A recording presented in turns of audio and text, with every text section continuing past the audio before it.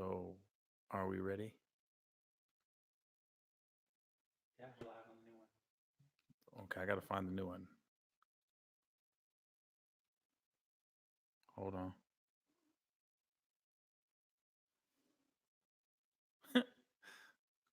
That's funny. And okay, you got to delete the old one.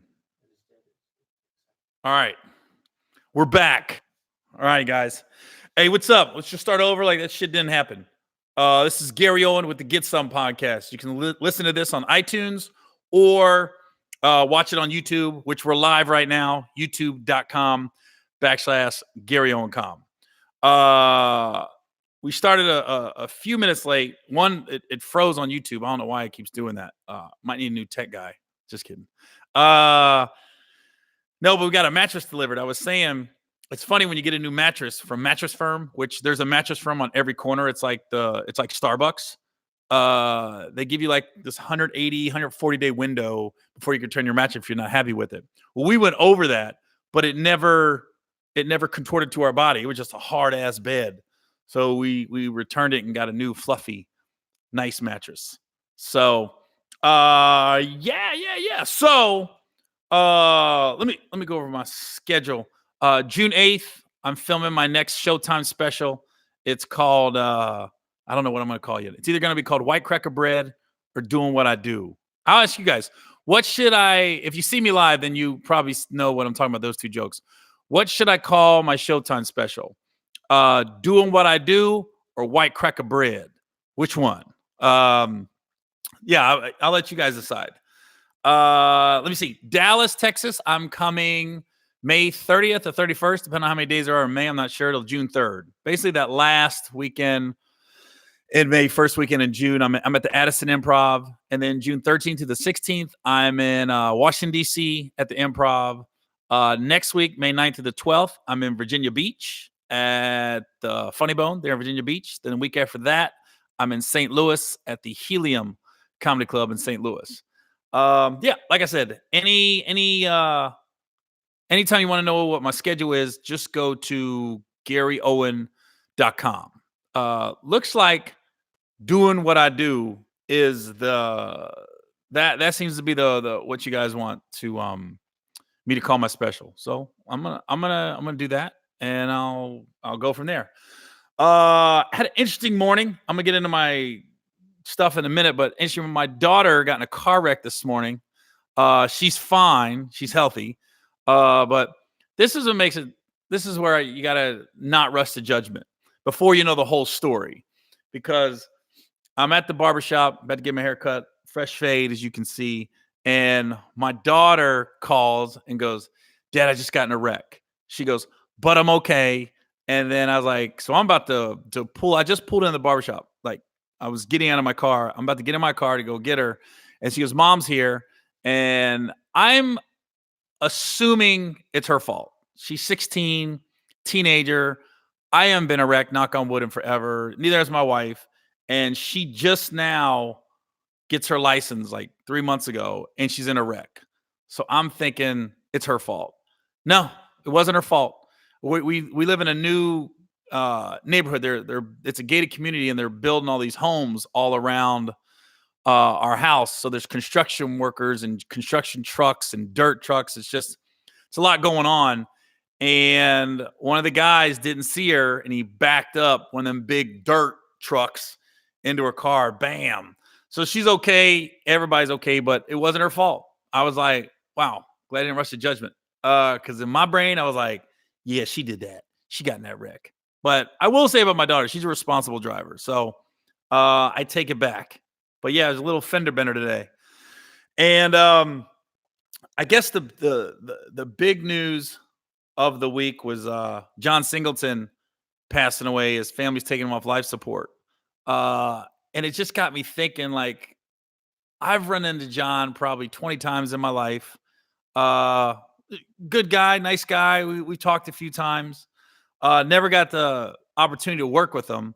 But once, it's weird when someone passes away, that's when you start to think about all their accomplishments in life and what they've done. It's a time to reflect A lot of people say we got to give people love while they're here, and I think a lot of times you do give people love while they're here. But when somebody passes away, that's when you start to reevaluate somebody's life. And I was thinking the the movies that made the biggest impact on me, as far as John Singleton, was obviously Boys in the Hood, because that was a window into a part of society that, as a white kid living in a trailer park in Southern Ohio, I didn't know. I didn't know anything about the West Coast.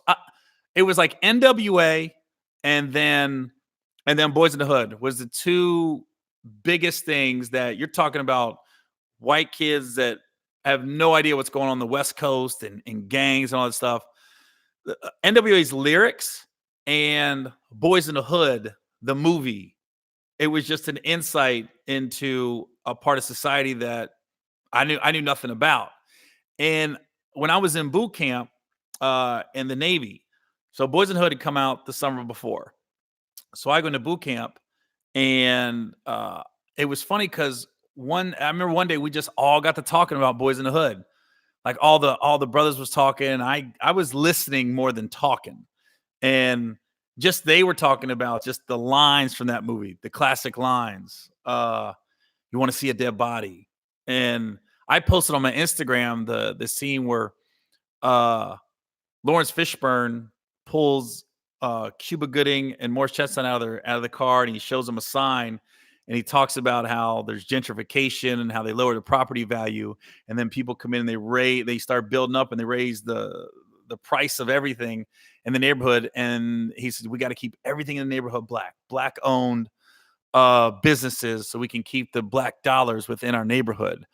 And it was just like, I watching it as like a 16, 17-year-old kid, the movie, because I didn't see it at the theaters. I saw it when it hit HBO, like 9 months after it come out. That scene still holds weight today. I mean, it still resonates today. You could take that scene and put that in a movie in 2019, and it would still have the same meaning. And I think scenes like that is what makes John Singleton such a visionary ahead of his time. And then to read like Tyrese's, Tyrese did a post about how he got the part in Baby Boy, and how John discovered Taraji, and Taraji just came in and auditioned and just wrecked that audition. And Poetic Justice. I mean, it was just like, and Four Brothers. Four Brothers is a great movie, doesn't get talked about a lot, with Tyrese, Andre 3000, Mark Wahlberg. I mean, that was a good movie. But for me, like Boys in the Hood, Jesus Christ. When I did my Mike Epps Live for the Nokia special, the first joke I told was about Morris Chestnut in Boys in the Hood, how every time you watch Boys in the Hood, you think Ricky might live. There's a little part of you every time you watch it that thinks, and you know he's going to die. You know they're going to shoot him. You know he's going to die. But there's that little bit. You're like, I think he might make it. I think he might make it for some reason. I mean, I didn't realize without John, we might not have a Taraji Henson. Without John, Ice Cube isn't where he is today, because Ice Cube tells a great story of how John really was telling him about Boys in the Hood. And at that time, Ice Cube was just a rapper. And he was like, nah, you really got to get into this role. And he did it. I mean, I just didn't. When people pass, you start reflecting on all the movies. And even Baby Boy. I mean, Baby Boy is a hood classic. I mean, I'm sure my dad has never seen Baby Boy, but it'd be hard pressed to find a black person that haven't seen Baby Boy. And Baby Boy was just so raw and honest. It was almost funny. I mean, there's so many lines that aren't, scenes in that movie weren't supposed to be funny, but you freaking crack up. I mean, he put Snoop in a wife beater. I was just thinking, the wife beater was so loose and when Snoop knocked down that baby's fort, and seeing like Tyrese and Taraji always arguing, and then Tyrese with the line that said, but I don't talk about the other girls, and I don't talk about cheating on you because I respect you so much. That only made sense to dudes. but it made the perfect sense. Like, girls are like, why you cheating on me, Jody? You cheating on me, you disrespecting me, you embarrassing me. He goes, man, I'm trying to hide my shit. I'm trying to keep my shit on low because I do respect you. I was like, whoa, that made all the sense in the world to dudes. But women probably didn't get that. But I guarantee you, every dude that saw Baby Boy was like, God damn, that made a lot of sense. Anybody that's ever been in a relationship and not married, I'm talking about young love. I'm talking about when you just dating. So you ain't got your wildness out of your system yet, but you meet somebody that you like. And I used to write a joke about, when you first start dating people, and when you're in your 20s, it's like you meet a girl and it's like, you don't want nobody else fucking her. And that's honestly why guys get with girls. Like in the beginning, they're like this, I don't want nobody else fucking you. God damn. That shit's so good. But you still want to fuck other people. But you don't want nobody fucking them. So a lot of times guys will start dating girls for that reason. And it's like that line and Baby Boy just made the most sense to young dudes out there. That wasn't a white or black scene. That was just a dude scene right there. And just Omar Gooden. I mean, the way he casted him as a gangster. I mean, that dude has never been a gangster before or since. But in Baby Boy, that dude was a goddamn gangster in that movie. God, there's just so many. I mean, I can go on and on about Boyz in the Hood and Baby Boy. Those two alone. I mean, Guns and Butter and Ving Rhames cooking in fucking butt naked. And and I saw AJ Johnson, who was Tyrese's mom and Baby Boy. And she talked about how John just will pull her aside. And it wasn't about the lines. He would literally just have her in that garden and say, this is your garden. This is yours. This is your house. And she made a post on her Instagram where she was like, he wanted her and Ving Rhames had to really go to a different place because he wanted them to show people Black love in a way that hasn't been portrayed on screen before. Like the ghetto. I mean, you're struggling, you're in the hood, and you both got wild past, but you're able to come together and have this love. But Ving Rhames was still a gangster. He still wasn't one to be crossed in that movie, but he still was like, it wasn't like disrespectful to Jody. He just wasn't lying to Jody. He was like, nah, I'm with your mom. We fucking. He didn't say that, but that's basically what he was saying. When you love somebody, you fuck. That's basically what he was saying to Jody, but he couldn't say it to him. But he's not hiding the fact. And the fact, that's like every kid's biggest nightmare. You don't ever want to think of your parents fucking, or especially your mom. Your dad, yeah, as a son, I ain't really tripping if my dad's fucking. But your mom, you never want to picture your mom fucking. You're like, mm-mm. But then Baby Boy was like, Jody could hear it. that's gotta hurt. I don't care what kind of movie you're doing. That's gotta hurt. But it's been crazy. He's 51 years old. I mean, definitely gone too soon. And honestly, he was one of those guys I was hoping I'd work with one day. Hoping. Because every time I see him in public, it was always cordial, nice. We talk a little bit, never about working together, but just casual conversation. So yeah, just seeing all the people that you didn't realize, like John Singleton put on the map. I mean, Tyrese is an actor, Taraji P. Henson as an actress, Ice Cube, the list of Morris Chestnut. Ain't nobody knew who Morris Chestnut was before Boyz in the Hood. Nobody. And just hearing their stories of how they got the parts, that's always, to me, is the most interesting part. It's not the movie. It's, to me, being in this business, it's how you got the movie. How did they get the part? To me, that's the interesting thing to me. I wish somebody would do a show where they just, that's all they talked about was how you got this part. Not because it's weird. Like when you do a movie, once you get a movie, you're not excited when you're on set. You're not even really excited when the movie comes out because you're so far removed from it. The excitement comes when you get that call from your agent or your manager saying you got the part. That's when you get excited. That's the Regina King. I'm sorry. I'm glad I'm reading these. Regina King also. God dang. I mean, John was really responsible for quite a few A-list Black actors and actresses. But you get excited when you get the call that you got the part. So to hear these stories from AJ Johnson and Tyrese and Taraji and Regina, I can't believe I forgot her. My fault.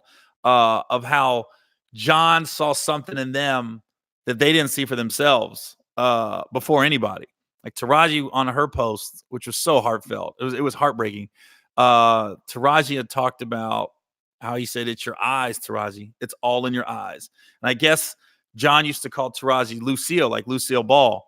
So we all know Taraji as a serious actress, but being around her with the Think Like a Man's, I mean, and she's one of the funniest people you ever want to meet. Crazy as all hell, crazy as shit in a good way.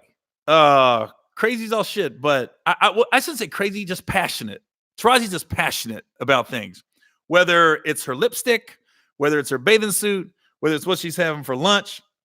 She's just passionate, and for me, you're always good in my book if you laugh. And Taraji likes to laugh, and she always laughed at all my jokes. So to me, she's always good in my book.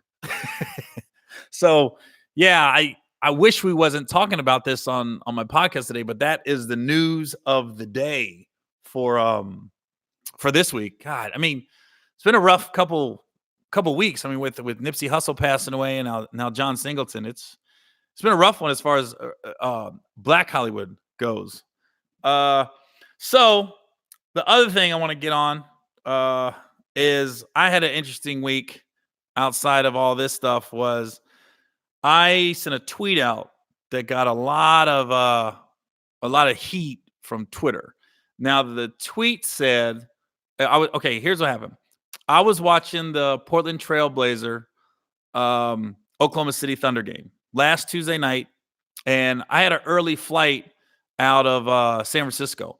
So when I have like a 6 a.m. or 5:30 a.m. flight, instead of getting up at 3 and fighting traffic, I'll get a hotel room right by the San Francisco airport, and so I can just boom get up at 5 and get on my flight in the morning. So last week I'm sitting there. I'm at a hotel near the San Francisco airport, and I'm watching the game. Now, the hotel I'm at has a great hotel bar / lobby. So the San Jose Sharks are playing hockey, and then on a couple of the other TVs is the basketball game. Because it was funny because it's funny because the white people are all going crazy every time the San Jose Sharks did something. Like they would go nuts. And then there wasn't too many, probably about 10 black guys in the hotel bar. They was going nuts over the basketball game. So it was funny because you'd have 50 white guys going nuts, and then the 10 black guys would go nuts. And it was just back and forth. And I'm cracking up at the dynamics of the bar. So Damian Lillard comes down, hits a three-pointer 40 feet away, wins the game. Everybody's going crazy. This black dude stood up, and when Damian Lillard, when the shot went in, and he went, "That N-word hit that shit." So, but he said the word, right? It's black. He's allowed to say it. He said, "That N-word hit that shit." The minute he said that, the TV flashed to Portland's coach, Stotts, right? And he's going to shake Oklahoma City coach's hand. So the black guy says that. Then they show Portland's coach. So I'm sitting there, and all the black people recognize me in the bar, but everybody's being cool. I said, "Damn." I said, if the coach would have been black, he probably would have said that same thing. And all the black guys started laughing, right? So I put that on Twitter. I said, if Portland's coach was allowed to say the N-word, that would have been the perfect time. And I said, that N-word hit that shit. So maybe live, it was funny in the moment, and then some people took it the wrong way on Twitter. Now, I didn't say the N-word. I didn't spell it out. I literally spelled N-word is what I put. And to me, in that moment when Lillard hit the shot, the black guy said that N-word hit that shit, and they showed the Portland coach. It was funny. Everybody started laughing when I said it, because I was like, dang, if the coach was black, he could have said that. That was because I was almost be saying that was the perfect thing to say when that shot went in. Like if I was black, I probably would have said that. It was just perfect. And the thing about it is, all of a sudden, oh my gosh, people was like, wow, really? And then it's so interesting how people be like, He's an undercover racist. Yeah, I know a racist when I see one. I'm like, now let's put everything in perspective. I didn't say the N-word. I didn't spell it. I said N-word. Also, I didn't put Damian Lillard down. I didn't say anything bad about him. I basically was hyping him up. If I would have said something bad about Lillard or been putting him down, then yeah, that's probably taking it too far. But I was hyping him up, being like, crazy shot, great shot. Can't believe it happened. But some people I've done figured out, they just want to be mad. They just want to be mad. And it's so funny. One guy said, did that just end my career? Somebody said, did his last tweet just end Gary Owen's career? I'm just more like, really? Let's just, in the bigger scheme of things, let's bring it down just a little bit. Just a little. Because people know, if they know me and how I am, you know better. I'm an ally, let's say. That's what some people said. He's an ally. Stop doing that stuff. But I'm just trying to put into context where that tweet came from. Because even now, I'm doing this on YouTube Live, but I'm also doing it on my Instagram Live. And there's already, I don't even know who it is, but every time I glance over, there's I call it an internet troll, just going in, racist. I'm like, okay, and it makes no sense. Like I've listened to a couple videos and read a couple things about it, almost just to, I don't know, I'm bored, so I look at it. I think it's funny how people like, he can't be a racist. He's married to a black lady. He's got mixed kids. Then people go to Slave Master days. What's the same thing Slave Master did? Do you know how stupid you sound? Do you know how fucking idiotic you sound when you do that? When you go back to slavery days. Yeah. FYI, my wife had a choice who she could have married. Slavery days, there was no choice. I mean, wife has a choice. And then I was listening to somebody, and when they said, oh, his wife ain't real black though. I mean, he went for the whitest black lady. And then she said, she ain't doing her hair in her sink in her kitchen. I'm like, yeah, because we do dishes in our sink. And we clean our dishes out of the sink. But I'm thinking, why don't you research my wife before you say she ain't real black? She from the Bay. Anybody knows any black people from the Bay? I'm talking about the Oakland area, not San Francisco, not San Jose. I'm talking Oakland, the Acorn. Dad was in the Black Panthers. Her name is Kenya. Let's bring it down just a little bit when you say she ain't real black. I mean, that's as black as you get, by the way. Oakland black is another kind of black, people. Oakland don't play that shit. Trust. And keep in mind, I'm not, when people say, Gary, you ain't got to address this, ignore the haters. No, I'm just explaining it. I'm not sweating it. Look, I was in Lexington, Kentucky last week. Thank you, everyone in Lexington. We sold out all weekend. All the shows are packed. The people I run into on a day-to-day basis, still amazing, good folks. What's crazy is I've never in my life, and hopefully it doesn't happen, I have never been out in public and had somebody just come at me for a tweet or an Instagram post. So it's funny, all these people that make all this noise on social media, where are they in real life? Like, where are they? I never run into people like that. Only time I run into people out in public is oh, that post was funny, or I like that shit you posted yesterday. I've never had anybody come at me like crazy and angry, because according to the internet, according to not the internet, but the people that I've read and seen, I'm supposed to get slapped. I'm supposed to get a beat down, all this shit. And I'm quick to tell you, if you come up on me and ever try to do that shit, I'm pressing charges. I ain't fighting back. I'm not this dude going to be on the internet be like, I wish somebody would try me. Beat the fuck out of you. No, you touch me in any kind of way, oh yeah, it's going down. The cops are getting called. I'm not that dude, man. I'm not gonna be like, I wish somebody would come up on me. I'll beat the fuck out of them. Nope, not me. I'm gonna be like, boom. All right, you got your shot. Have fun in the holding tank. I'm going to In-N-Out, get a burger. Yeah, it'd be funny, man, when people say that shit. And it's funny because, and I've said it before, we always want to respond to the negative. There'll be a million good comments, and there'll be like a couple bad ones, and you want to respond to the bad ones. I don't know why that is, but I've got more private messages from people saying, ain't no big deal, we got your back, things like that. But the people that really, I don't get any like private message people like, blah, blah, blah. I'm gonna beat your ass. Oh, they want to be public because I know what they're doing. They want to get a reaction out of me. And if you look at my Twitter, I've never reacted to that tweet. I've never responded to anybody saying anything crazy about that tweet because it's just so stupid. You know what I mean? Now, if I would have typed that word or been putting Damian Lillard down with that word, that's different. But I was just hyping him up, and I hope that explains the situation in detail. For those of you that are slow, here's what happened. Again, I'm at a hotel. Damian Lillard hits the shot. This black guy stood up and went, that N-word, hit that shit. They flashed to the coach, Coach Stotts of Portland, and I said, damn, if the coach would have been black, that'd have been the perfect time for him to say those exact words. And everybody started busting up laughing. And that's basically what I put on Twitter.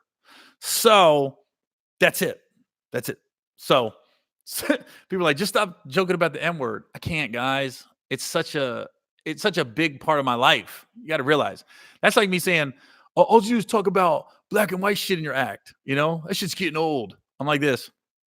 Clearly, you've never seen me live because there's a lot more going on than black and white shit. It's almost like when I've had TV deals, and you got to go in there and we'll try to put a TV show together according to my life. And I'm always quick to go into these networks and say, this isn't a black and white show because that's an episode. That's not a show. Now it can't come up organically, but that's not what the show's about. The show, it'd be a black lady with a white dude, but every joke can't be white black. There's certain things that are white black that you don't have to say white black. Sweet potato pie, pumpkin pie. Boom. That's white black shit, but you ain't got to say white black. I'm just saying there's all kinds of cultural things that we associate with black and white. Greens, macaroni and cheese, things like that. Come on now. Don't be stupid. So that's what I'd be saying. If you ever come see me live, it's not all black, white jokes. That's all you want. That's those people that haven't seen me live. And that's all they're trying to do is make everything black, white. So, yeah. So I hope that explains everything in full. A lot of people that know me that are fans of mine, people know me, like they know where my heart's at. They know there's no malicious intent behind what I'm saying or doing. It's all just lighthearted, fun, take it easy. So just relax. All right. Now, before I get into the NFL draft, I got to talk about something that just happened. 2 days ago, the high school track and field 100-meter dash record was broken by a guy named Matthew Bowling. Ran a 9.98 100-meter dash, fastest one ever in high school. And guess what? He's white. A white dude did it. A white dude just ran the fastest 100 meters he's in high school. So you know what that means?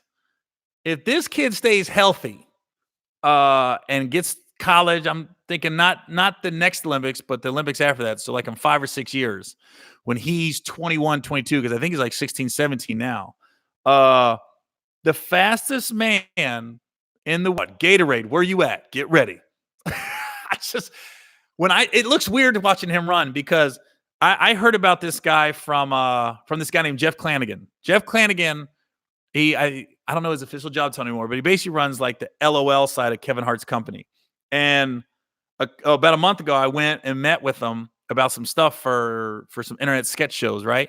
So I'm in there, we're BSing, and he tells me, he goes, Gary, let me show you something. He showed me this kid, Matthew Bolin. This is a month ago. He said the fastest high school kid in America right now is a white dude. And I went, shut up. And it just looks, it doesn't even look, it looks like a sketch show because you're just not used to seeing a white guy pulling away from all the black dudes because his specialty is the 200. So he runs the 100, 200, and the long jump. So if you haven't seen it yet, this kid, Matthew Bolin, white kid out of Texas, when he's running the 100, he's pulling, when it gets to about the 60-yard mark, he starts pulling away. So by the time they hit the 100 meters, he's really starting to separate himself because he's just picking up speed now. Because, you know, some people, they'll start off fast and then they'll slow down at the end.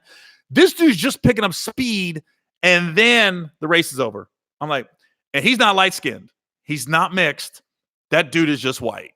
And I know what black people feel when they see Tiger Woods play golf. I get it now. You're going to have all these white kids on the track in a couple years thinking we got a shot. Watch. No. Are you running the mile? No. The 100. No, I'm running the 100 today. Watch. All right, so let's get an NFL draft. I am on the fence with the Bengals pick. Did it freeze again? Oh, my computer did.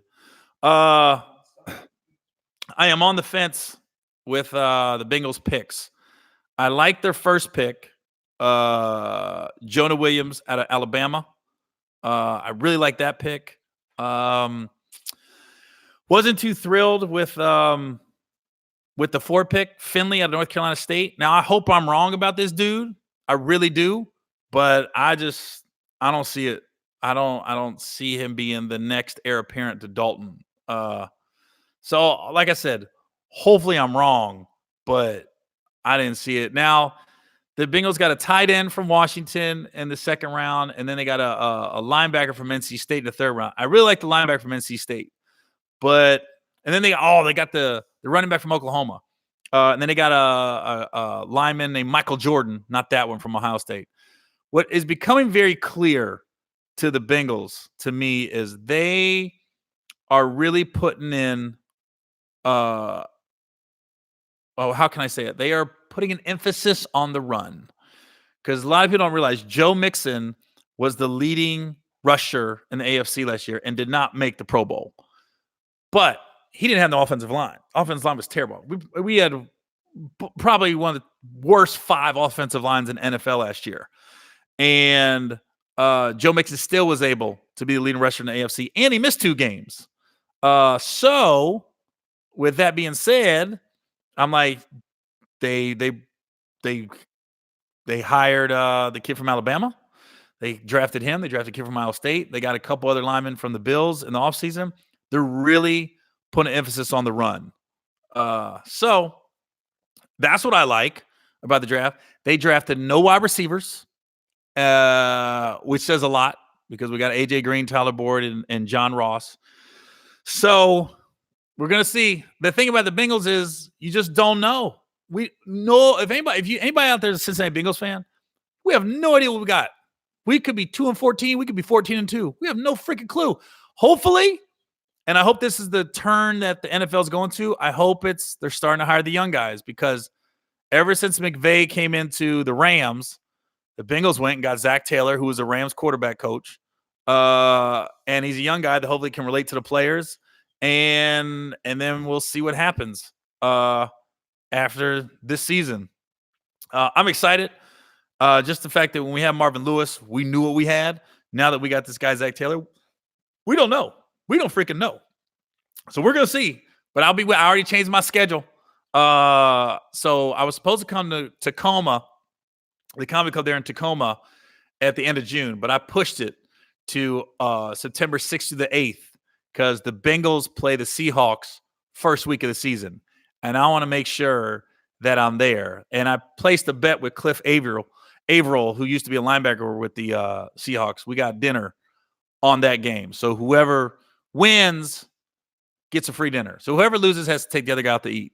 So Cliff said, man, I already got a special restaurant I only choose for special occasions. I said, great. Can't wait to eat there because you're going to be buying. So, and what's sad is the Seahawks are probably going to be the ones leading me tickets. and leave me field passes because if I call the Bengals, it'll probably do nothing. So I'm going to root for the Bengals, but very, very low key that game. I can't go all Bengaled out and they didn't leave me tickets or leave me field pass nothing. That's one thing I'll say about some of these NFL teams. They know how to take care of their fans that are on TV and on the radio and in movies. The Bengals, not so much. They don't give a fuck. They don't give a fuck. Maybe that'll change one day, but that's still my team. That's still my squad. Now, outside of Jonah Williams, who I'm ecstatic the Bengals took, the lineman from Alabama. I don't know if you guys saw a post I did on Instagram, but there's a kid named David Montgomery. And I've talked about this in the past, but he got drafted in the 3rd round by the Chicago Bears, tailback out of Iowa State. Now, he grew up in Cincinnati at a high school called Mount Healthy. So if you didn't know this story, if you heard it, I'm going to tell it again. If not, it's a cool story. So about 4 years ago, maybe it was 5 years ago. No, it was 4 years ago. My grandpa was sick. He's in the hospital. He's dying of cancer. You're just kind of trying to make him comfortable his last few months on earth. And I would go visit my grandpa at the hospital. And I got to talking to a couple of the girls that was taking care of him. One girl was named Desiree, and my grandpa would call her Desiree. He goes, "Hey, Desiree," and she goes, "It's Desiree." He goes, "I love you, Desiree." He never called her Desiree, called her Desiree, right? and my grandpa he's such a friendly dude. Like the girls would come in and give me a hug. Because I think my grandpa there cheap feels on his way out. I think he was getting a little love from the sisters. It was all black girls taking care of him too. I go, ooh, now I know where I get it from. But there was a dude up there helping take care of him too, right? So I'd get to talking to the guy, and he was telling me, yo, my son plays football for this high school called Mount Healthy. Now, I went to a high school called Talawanda High School in Cincinnati. Mount Healthy and Talawanda are in the same conference. So they play each other every year in football. So I told him, I was like, when the schedule comes out, let me know, and I'll make sure I make that Talawanda Mount Healthy game when your son is going to play my alma mater. And so I always pick one game where I buy the team dinner for my old high school. And it's not like anything crazy. It's like Jimmy John's or the Roses or something like that. Wendy's, it's not like I'm doing steaks for 50 people. But I always buy the team dinner every year. I pick one game that I can make and I buy the team dinner.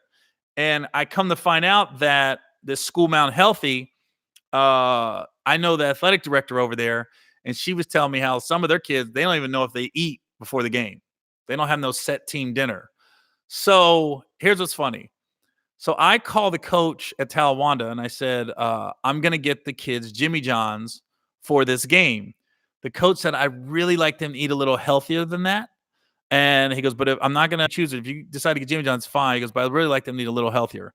So I end up doing spaghetti to carb up for the game and salads for my alma mater. So I called up to Mount Healthy's athletic director, and, I'm going to take care of their team meal too, since they're playing Talawanda. They were coming to my high school. I thought that was the right thing to do.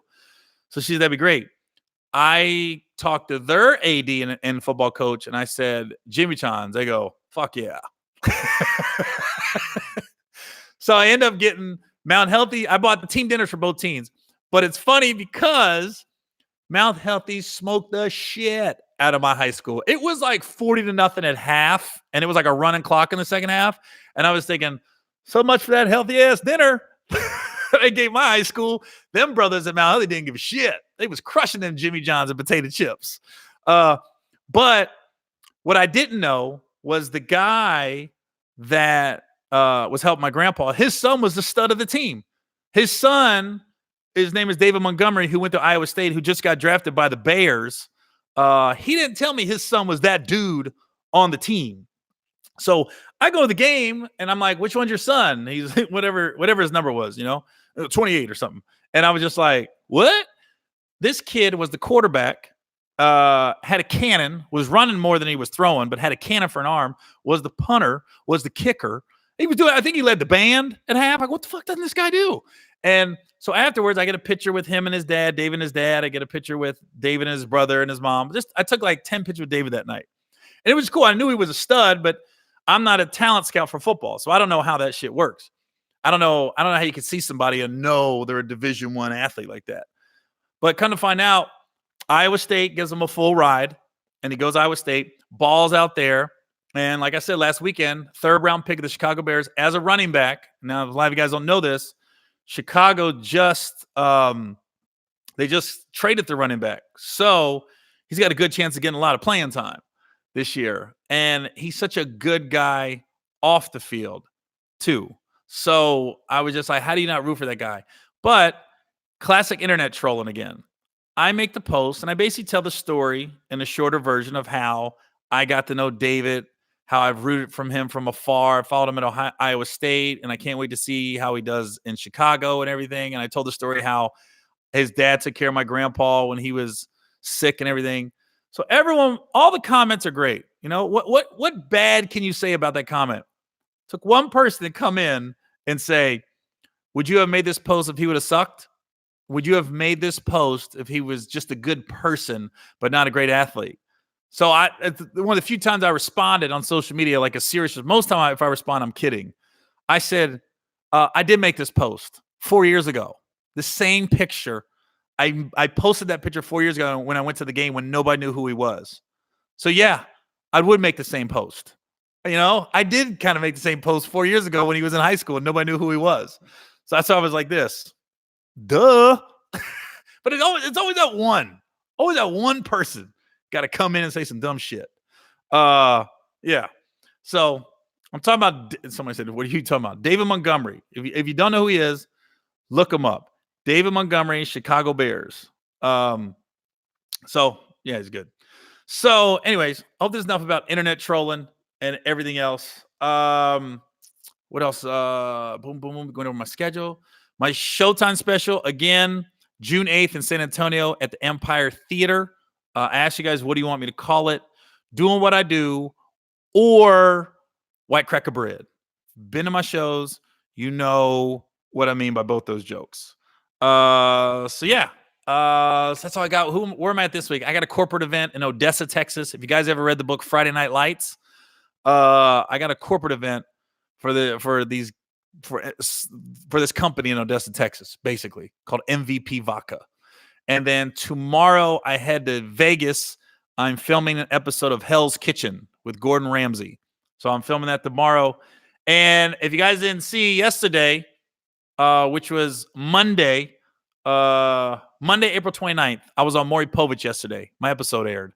No, I was not the baby daddy. They wanted to bring me in as a co-host and kind of introduce me to that daytime audience because I got some things cooking in the kitchen. I always say that. That never works. I shouldn't have said that. I got some things hopefully coming up. So they were they wanted to like introduce me to Maury's audience. So I was like his co-host because as soon as I said Maury Povich, people were like, what the fuck? I was like, life comes at you fast, baby. Life comes at you fast. Yeah, I was on Maury yesterday, but I was like his co-host. And then I went on. If you guys ever seen the People's Court where they got Harvey Levin out there interviewing people once they go out there, it was the same thing. Maury would kick it out to me, and I had like a group of like 20 people around me, and I'd ask them what their take on things was. Somebody said they got a question. Never mind. I can't read that. I can't read all that stuff. So yeah, I'm looking forward to some good food tomorrow in Vegas. And then I was on Maury. So go look it up. I'm sure it's on YouTube by now. But I was not the father, and life comes at you fast. All right, y'all. I'll see y'all next week. This is Gary Owen with the Get Some podcast.